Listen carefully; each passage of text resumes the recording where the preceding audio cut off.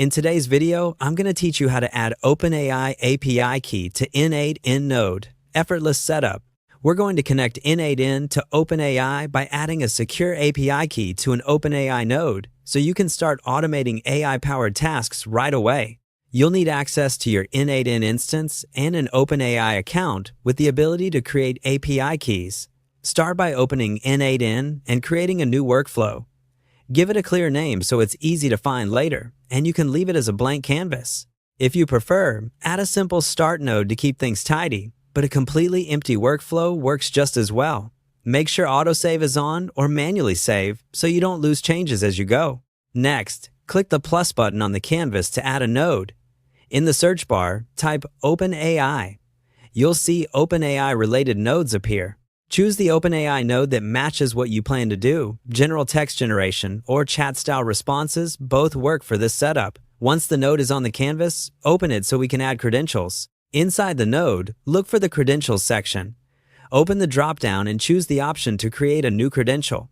A panel will appear asking for your OpenAI API key. Keep this panel open, then switch to a new browser tab and head to the OpenAI API platform. Sign into your account if you're not already signed in. On the API platform, go to the API Keys area and create a new secret key. Copy the key right away. Many dashboards only show it once. Avoid sharing this key with anyone and never paste it into public places or code repositories. If your platform allows naming keys, use a descriptive label so you can identify it later. Go back to N8N, paste the key into the API key field in the Credentials panel, and give the credential a clear name, like OpenAI main.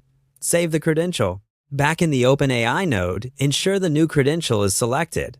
If the node requires a minimal input, add a short prompt or example message so it has something to run. Now click Execute Node. A successful run will show a green check and return data in the output panel. If you see an error, double-check that there are no extra spaces in the key. Confirm the key is active in your OpenAI dashboard, and try again. That's it.